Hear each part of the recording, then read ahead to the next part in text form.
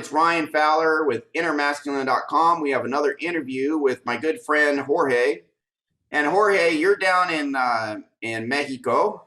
How you doing? Yes, I'm doing great, man. Thank you. All right, cool. So this is going to be an interesting one because Jorge has, unlike a lot of my other clients, I'm starting to, do self-hypnosis as an exclusive standalone thing. And Jorge has never had a live session with me.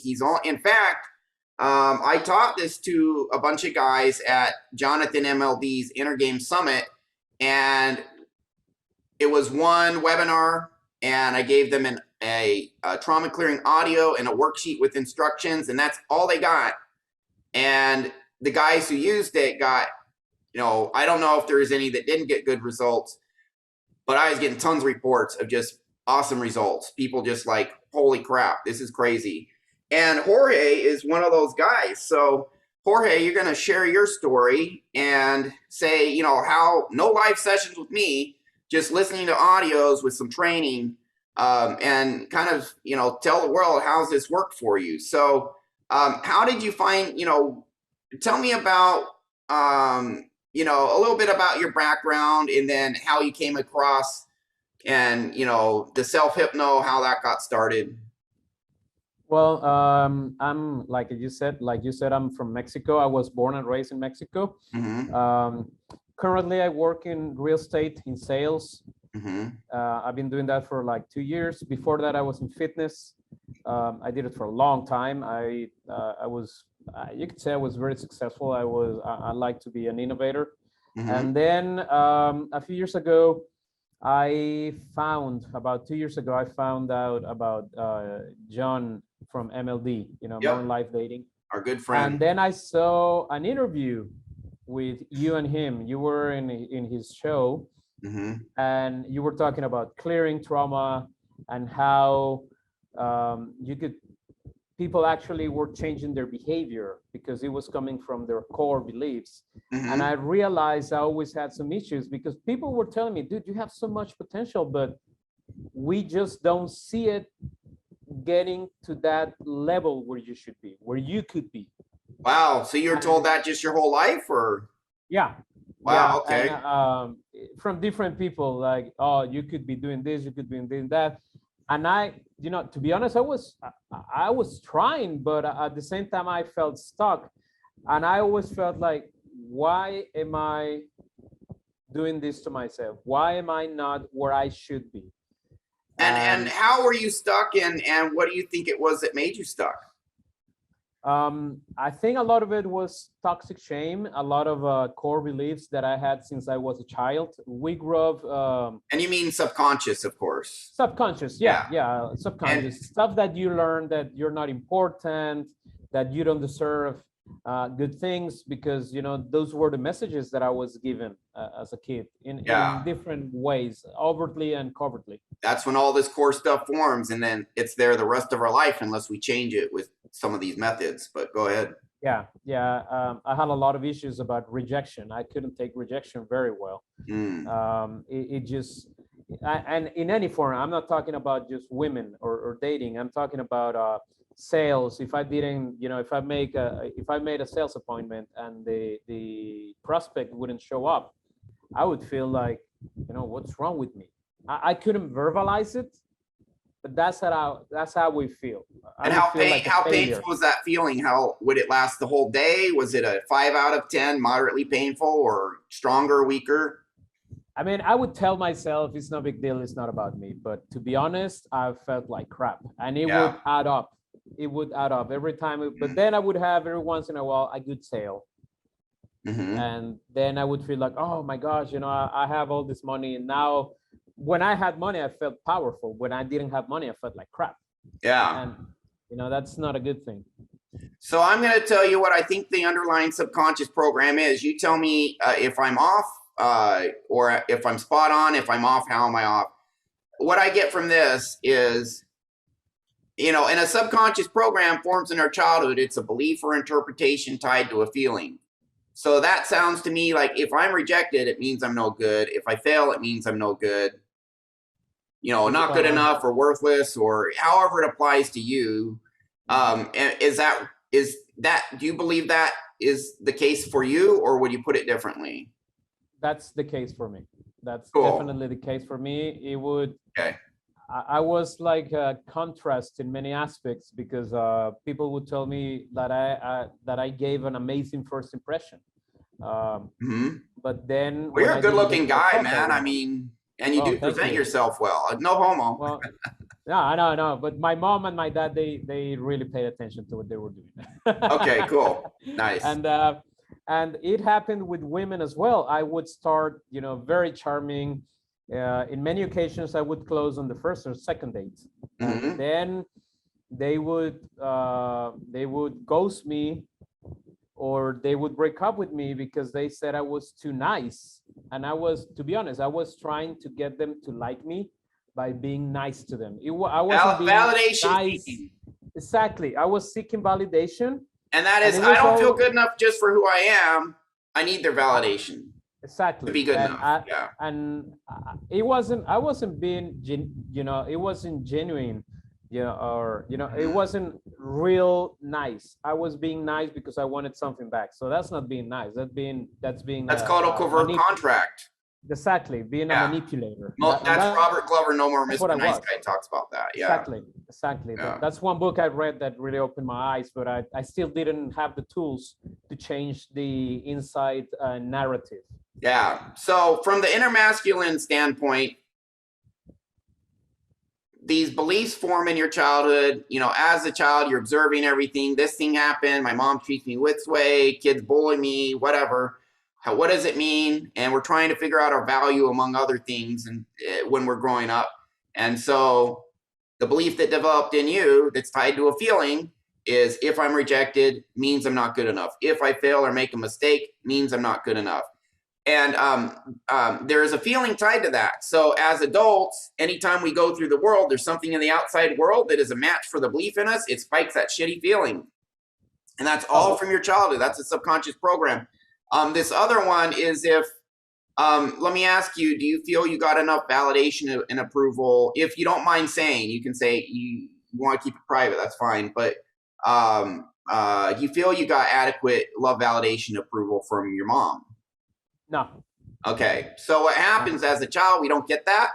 And we have this longing for that. It's not met as a child. And our mom is the template for an ideal woman. Now, as an adult, you see an attractive woman you want to get with. That is an ideal woman now. And your brain says, here's an ideal woman. Do I have a program in me that says what ideal women are like? Oh, and it puts you right back in that frame of needing validation from the first ideal woman, your mom. Puts you right back in there, spikes that. And then you're validation seeking. Do you see that? Yes. Okay, yes, very good. So keep on going. So this is very good background. And go ahead. Mm-hmm.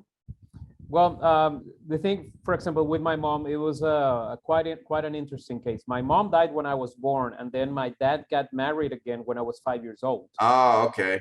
So for the first year of my life, I was living with an aunt and an uncle in Mexicali, which is very close to Tijuana.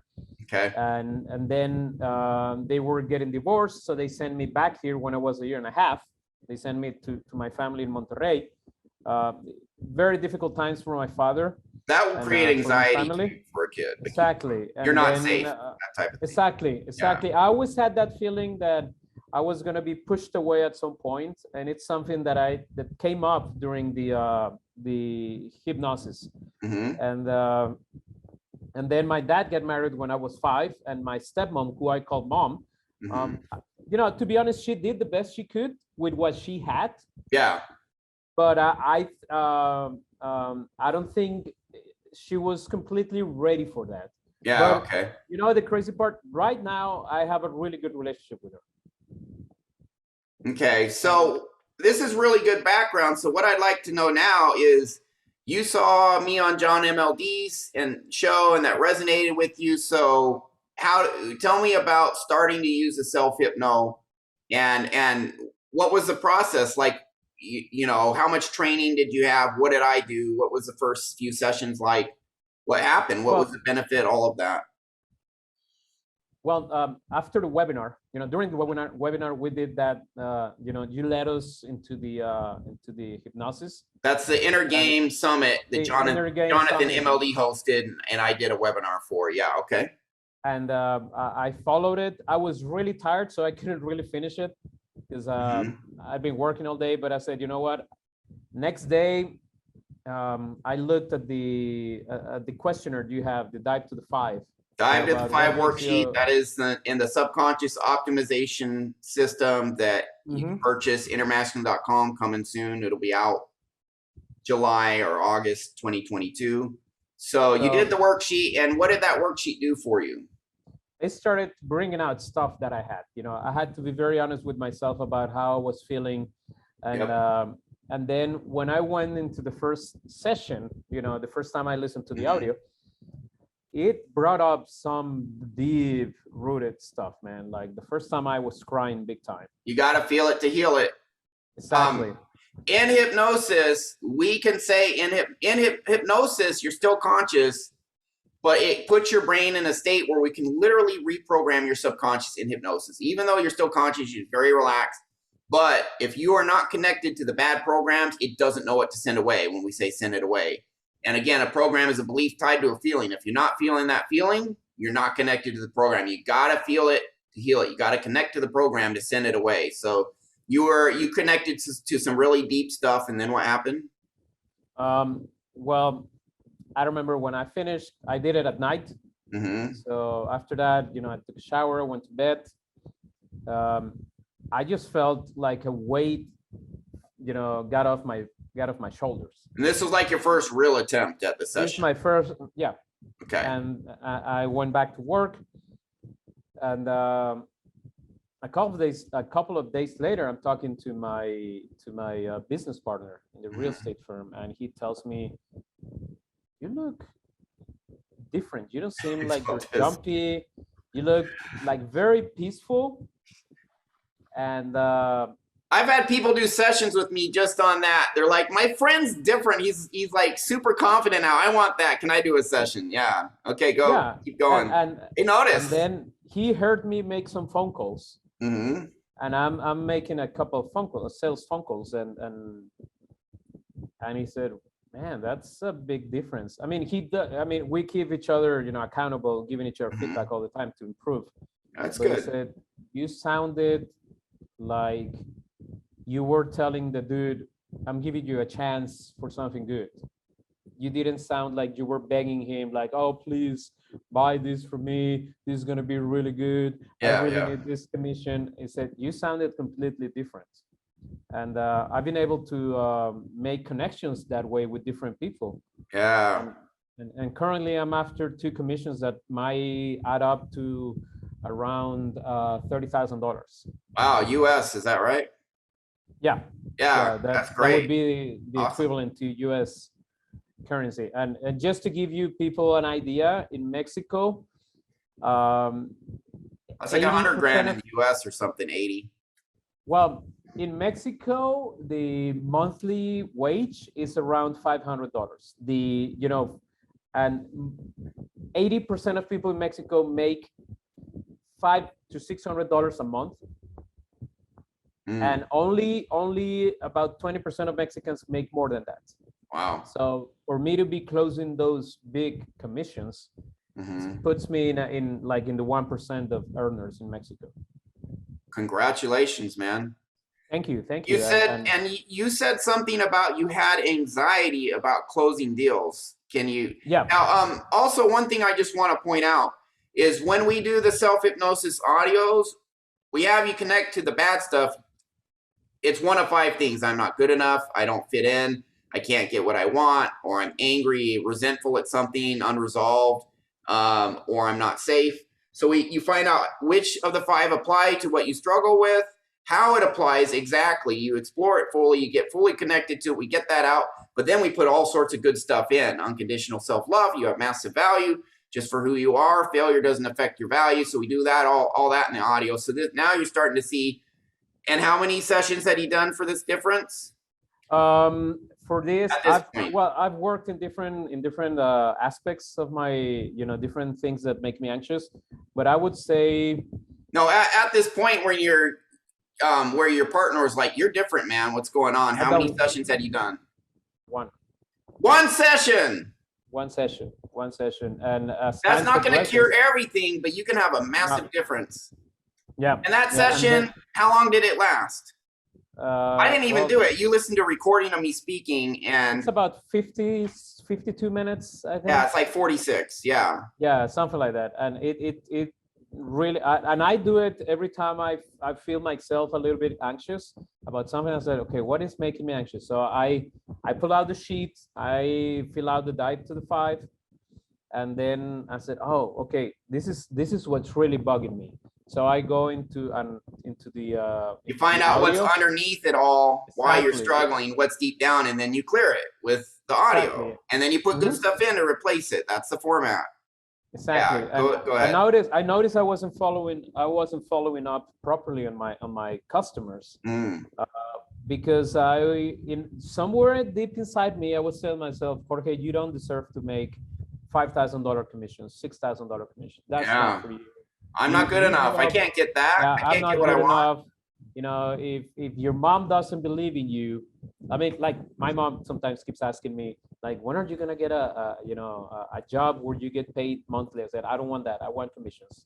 I don't want a salary, because it's gonna make me give up on my dreams. And it was somewhere deep inside of there, you know, like, you don't deserve that. You don't deserve to be fit and in good shape again. You don't deserve to date nice, beautiful women. That's not for you. You should settle for whatever you can get. You should settle for whatever little money you can get and be thankful and all that stuff. And it just has changed the way I do things. Nice. Now, when I think about $30,000 commissions, I'm thinking, I want to get to $100,000 commissions. Yeah, you're already looking at the next level. Yeah, I'm already. I have a customer from a Chinese company who's settling in my city, and that deal alone, and it's only a rent. It's only rent. It's not even sale. That deal alone could make me around $50,000. Wow. I'm still looking at options for this guy, but I'm thinking $50,000. Okay, where do I need to invest on that? Like, my whole outlook on life is changed, because now I feel like, even if my partner told me, Jorge, I don't want to work with you anymore, and he's a fantastic guy. Yeah, it's like, that's all right. There's another opportunity, because I got power, man. It's all good, baby. Exactly. I got power to do what I can. I'll struggle for a few months maybe, but then I'm right back to kicking ass. Yeah, because one thing I've noticed, I'm really good at connecting with people. And, man. And I'm talking about, I met some people at a restaurant. They were not sitting in my table. They were talking about some other stuff. And then I approached them. I said, excuse me, so you say you're doing this? Well, my name is blah, blah, blah. Maybe I can help you with something. I'm like, oh, really? So they start asking me questions and stuff like that. And I'm actually going to meet them for lunch next Tuesday. Oh. So they're serious about it. They weren't just being nice. It's actually going somewhere. Exactly. Cool. So I told them straight ahead, I don't want to waste your time, and you don't want to waste mine. So if you really want to do this, let's sit down and talk. Awesome. So there's another concept here I want to point out, because I teach these concepts all the time, especially in my subconscious optimization system. And then I see them in life with my clients, other people, all the time. So here's a concept. Our core belief of who we are, our identity, that's our core identity, and along with other subconscious programs, but core identity is really foundational. These subconscious programs are like gravity. They're going to draw your reality to that gravity. So you can, if you're feeling deep down as, I'm not good enough, I have low value, think of it as gravity. You can jump in the air and get away from gravity. You can even go up in a plane and fly for a while, but sooner or later it comes back down. The gravity's always pulling there. Well, if your gravity's way up here, I have massive value, your subconscious is now pulling you towards that inner identity if you get that in your core. And that's what I see happening with you. Can you see where I'm coming from? Does that feel like a fit for you? Yeah, my standards are different now. Yeah, your expectations are different. How you feel about yourself. You're like, oh, it feels better being up here. And you know, the thing is 80 to 90% of our communication is not the words we're saying, but it's body language, tone of voice, posture, you know, and that's 80 to 90% of what people are considering when you're interacting with them. Besides the words, they're just coming out of your mouth. So when your identity is different, it affects everything. It does affect your posture, your tone of voice, everything. You just seem more baller, and I don't feel like an imposter anymore. What's that? I don't feel like I'm an imposter anymore. Nice. And how were you an imposter before? Well, I felt like, oh, you know, if they knew who I really am, they wouldn't buy from me. If these girls knew who I really am, they wouldn't go out with me. I don't feel like that anymore. Like, to be honest, and I feel like now deep down you're like, I feel like I deserve this. I feel like this is where I should be, having high value, getting what I want. I deserve that because I have massive value. I have a lot to offer. Get that deep down. Yeah, I mean, it's a little bittersweet because I'm 50 and I wish I've known this when I was a lot younger. And you still got 25, 30 years of living. It's all good. Yeah, well, probably 50. My father passed away at 97, so I probably have like 50 more. Yeah, you got 50 years of kicking ass. So, yeah.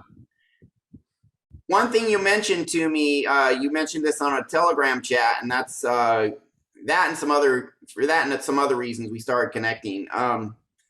You said you had really high anxiety around a certain part of the sale, and then it was gone, and then you did an audio with approaching women.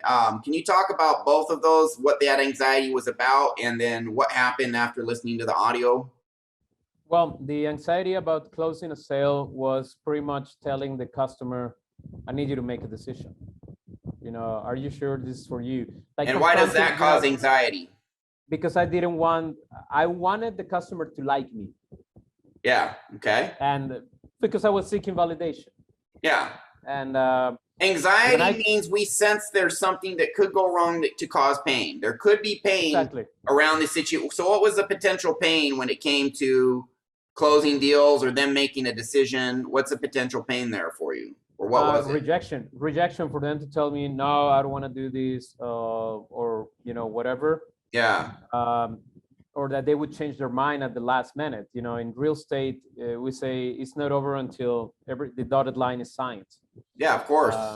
Because that's when the exchange is actually made. And the closing, when they make a decision, that's like crunch time. It's like succeed or fail right here. This is, yeah. Exactly. And that was one thing, because I was always thinking, what if something goes wrong? What if at the end of the day he says no?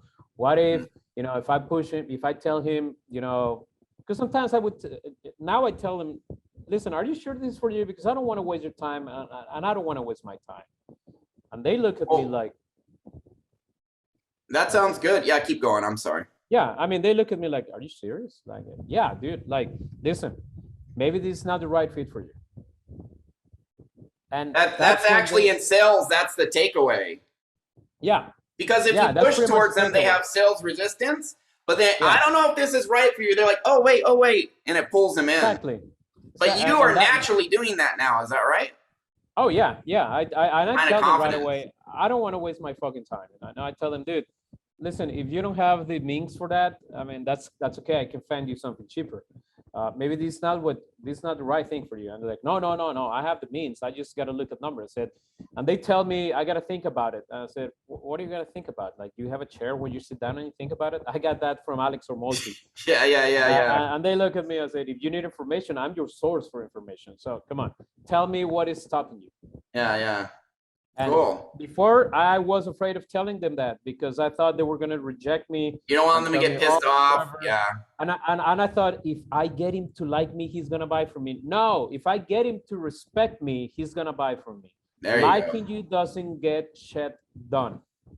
Yeah. They have to respect you, and you have to show that you don't give a fuck about them.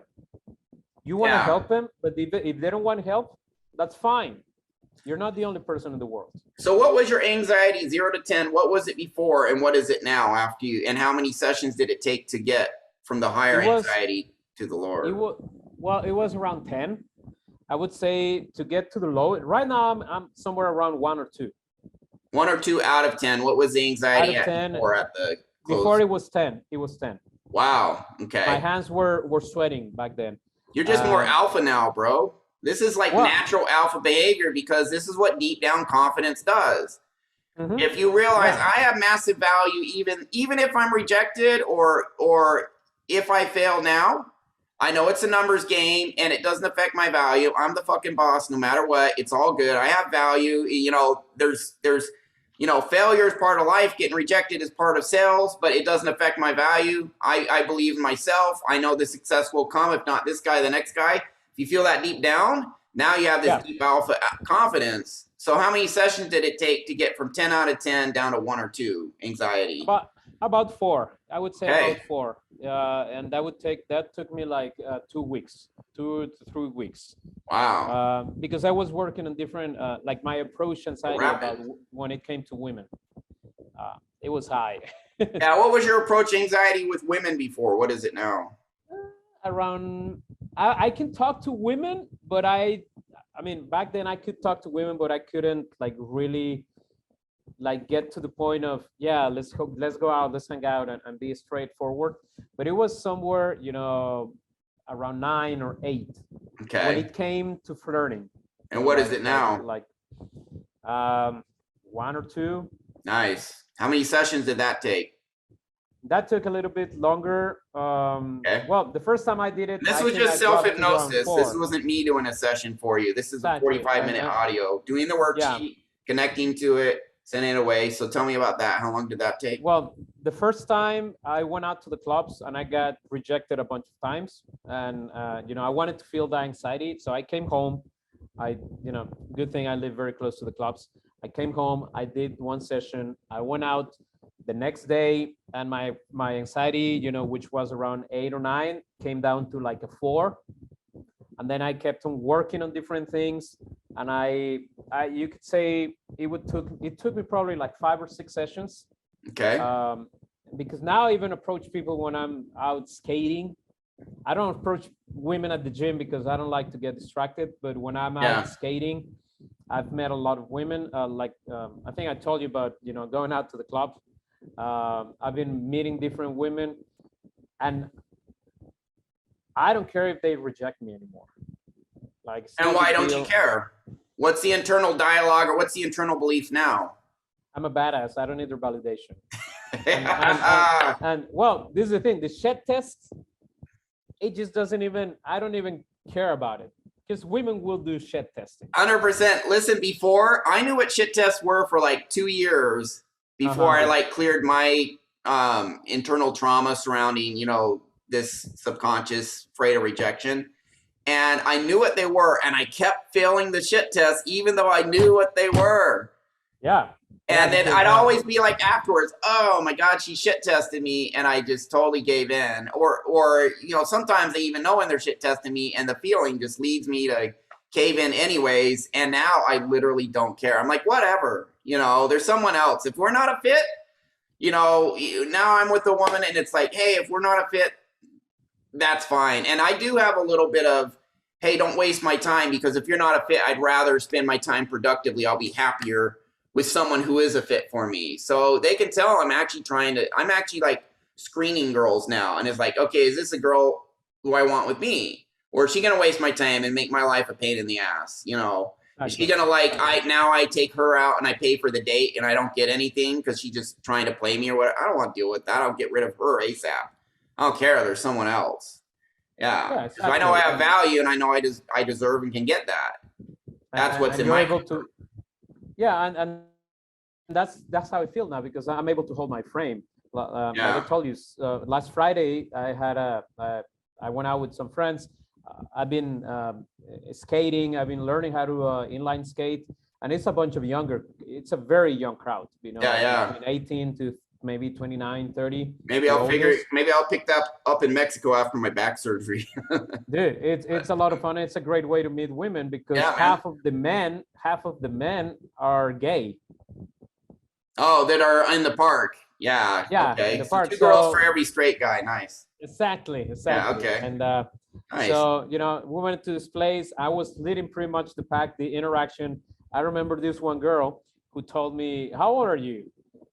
And I said, and I just ignored her question. And I asked her, so what do so how good are you at arm wrestling? Because, I told you I was getting these girls to arm wrestle the girl that was hanging out I with think us. you told me you were at a bar here.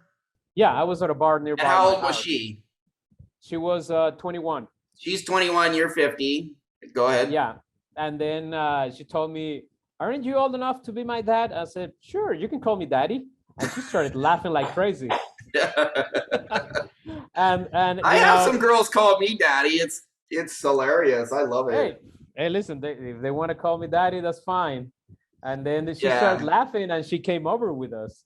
I passed the shed test, because in the past I would have been like, oh, there's no age for love. I have more experience. I would try to qualify myself. Yeah.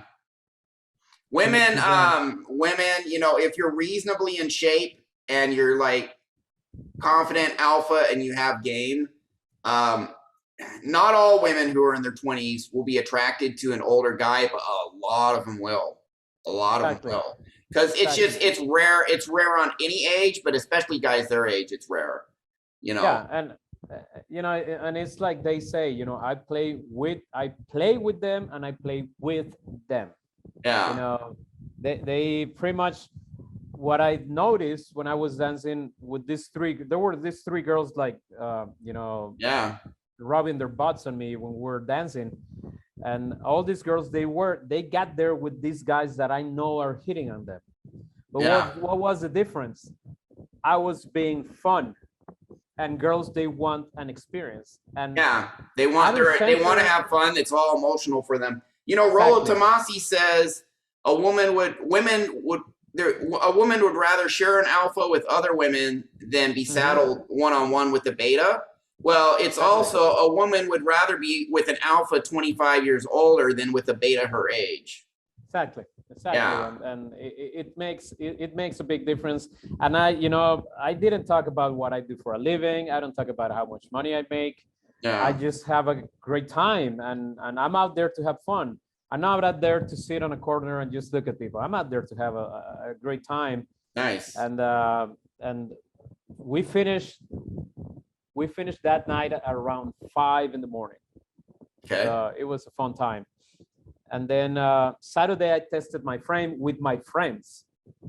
And the interaction was really, really good. One of my friends. How did you test your frame? Well, one of my friends, he brought one of his friends to hang out with us. And this guy was really drunk, and he was being a pain in the ass. Okay, he was being annoying and obnoxious. And he said something to me that really, this was a guy who's 40 pounds heavier than you. Yeah, this guy's taller than me. He's like 6'4", 6'5". Wow. He's bigger than me. He's not in really good shape, but he's bigger. Yeah. And then he said something to me that I didn't like. And I told him, hey, listen, man, I don't know what's up your ass, but you don't talk to me that way. Yeah. And he goes like, oh, dude, okay, that's fine. I'm sorry. I apologize, blah, blah, blah. And he stopped. And my friends looked at me like, they looked at me because I was the guy that everybody. You got respect there. Yeah, because I didn't want, exactly, because I before I didn't want people to be mad at me. I don't give a crap if you're mad at me. You're just not going to talk to me that way. Okay. And if you don't like it, I'll just fucking walk away. This is a very important concept. And this is what I get in people. If you feel good and you know you have value, and then you can actually give yourself all the approval you need, and then you literally don't need approval from anyone else. Exactly. It's nice to have it, but we don't need it. Exactly. And so it's like, I don't need this guy's, I don't give a shit. I already know I'm awesome, and I know if he doesn't like me, that doesn't mean I don't have value. It means he can't see my value. That's his problem. That's what I literally put in people in sessions. Yeah. And there's one more thing. Otherwise. There's one more caveat in this situation. This guy, he knows a lot of people who own a lot of land. So, I wasn't gonna let him treat me like that just because I want to make money. Yeah. Because he can be a really good connection for real estate. Okay. So well, he respects you more now. Exactly, because I said, you know, okay, you have the connections. I don't give a fuck. I can make my own connections. Yeah. So that later on that night, he was being a pain in the ass. He almost got into a fight with somebody, you know, when we left the bar. And I told him, listen, dude, if you get into a fight, you're on your own. Maybe you need an ass kicking to calm your shit down. Yeah. So anyway, the next day he called me to apologize. Like, dude, I'm sorry, I was being an ass. You're right. I shouldn't have, you know, I shouldn't have acted that way. I need to, you know, control my drinking. Because he was just looking for a fight. I said, listen, buddy, maybe you need to fix, to work on some of your stuff, because Yeah. a normal person doesn't get drunk and wants to fight. Maybe you have some issues that you need to fix.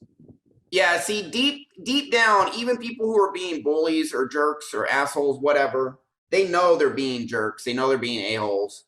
Exactly. So you set them straight, you know, like I wouldn't use, I'm not a guy who's like an a-hole to others, because I would be being an a-hole. But if someone's an a-hole to me, it's like they know they're in the wrong. They may be drunk or whatever. Maybe when they're drunk, they don't realize it. But later on, they're like, oh shit, did I do that? I'm embarrassed I did that, you know. Or if they are an a-hole, like, you know, sociopaths actually say, I'm going to treat this person poorly. And if he puts up with it, he deserves it. That's literally the self-talk a sociopath gives himself.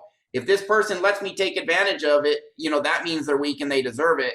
Whereas, you know, you stand up, and that's kind of actually passing kind of a test, even with sociopaths, psychopaths. And then they actually just don't mess with you. They go on to weaker prey. Same thing with bullies. They'll go on to weaker prey, but they know it's not right, you know? So yeah, stand up for yourself and you win, you know, unless the guy has a gun. If he has a gun, just back the fuck off or whatever. But Exactly. I'm not going to advise you on it, on dangerous situations, but you know, normal interactions, you just stand your ground, man. But that's awesome. So how long have you been doing this for at this point?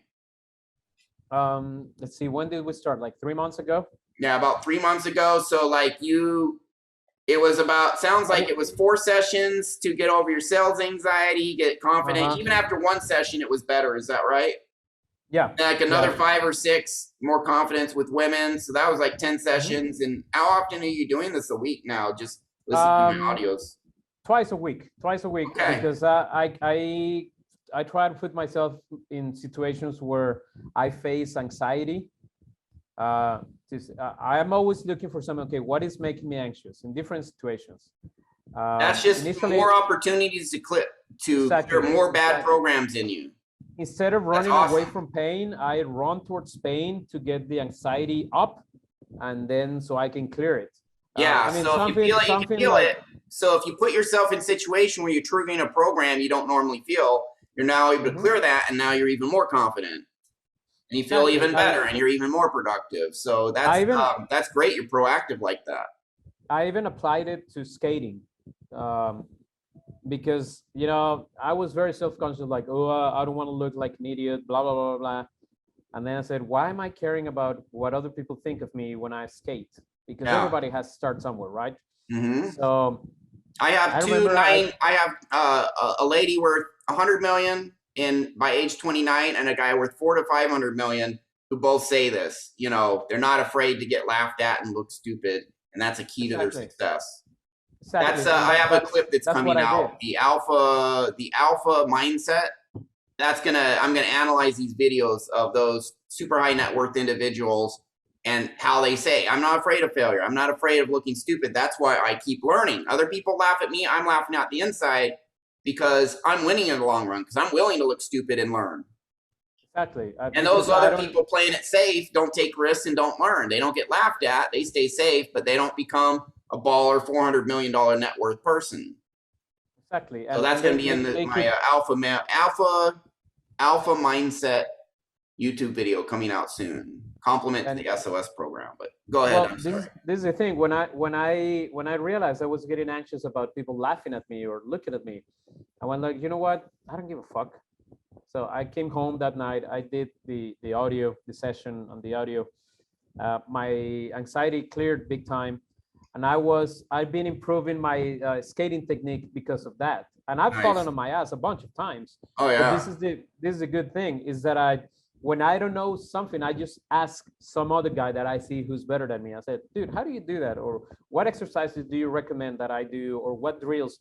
And I've been meeting a lot of people like that. And oh, dude, you should do this. or okay, let me look at you. Oh, you can do this. Oh, dude, you're gonna fall on your ass, but don't worry about it. And Most I people are already naturally know helpful. exactly. Most Most people people love to don't help. want most people don't want to carry your burden that you can carry yourself. They're like, get away from me. But if you're like, hey, I got a question, most people are like, oh yeah, I'll tell you all about it, because they actually feel good they feel needed and they feel good for that. So Exactly. most people are Exactly. happy to help you at least a little. That's And they great. get validation. They get validation from that. Like, Yeah, oh they wow, do. I didn't know I could help. And Yeah. a Look, lot I'm of them, they useful. tell me, yeah, and a lot Like of them, giving them I a mean, compliment.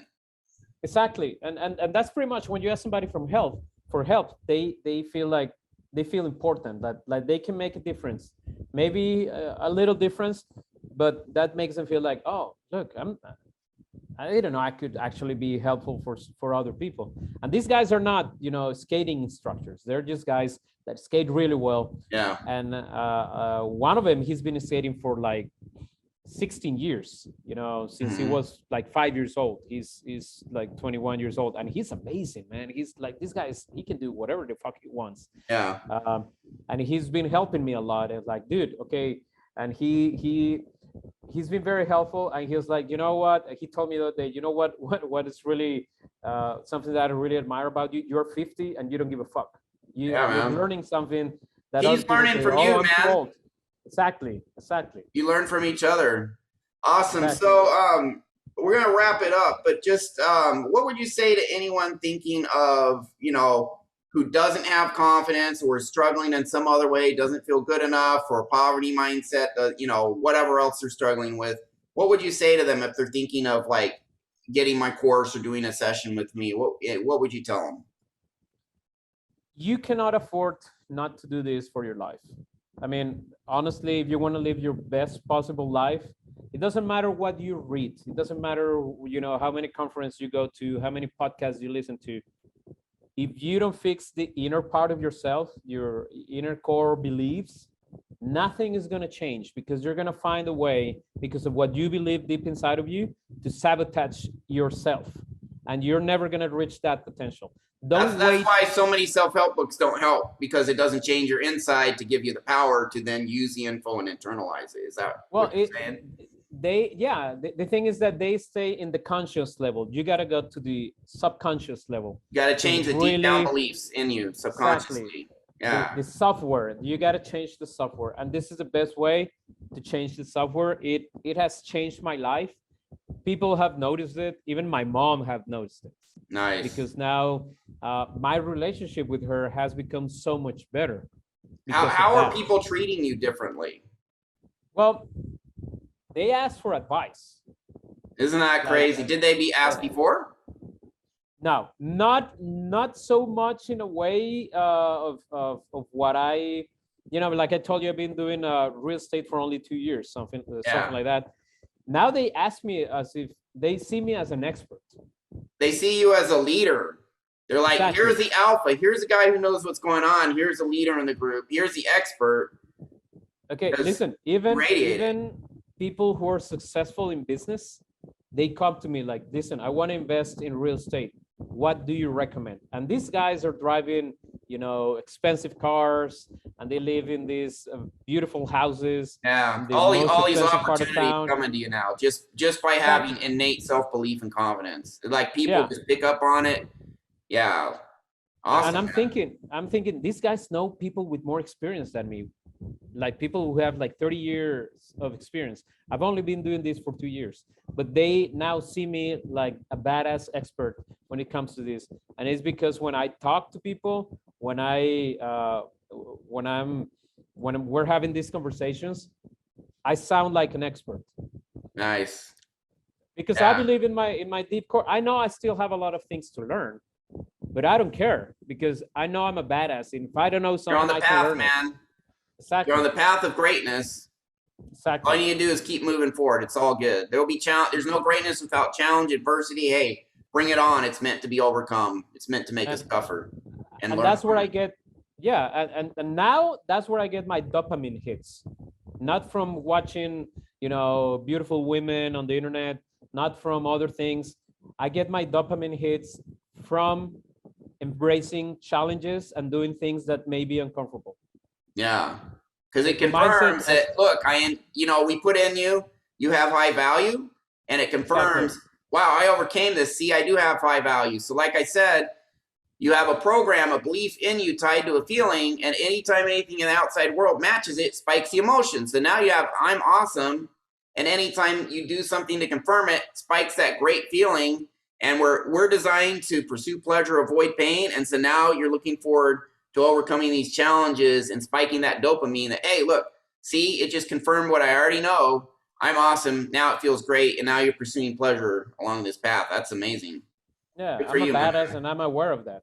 That's the Yeah, way I see it. I'm a badass and I'm aware of that. And I'm not ashamed to admit it.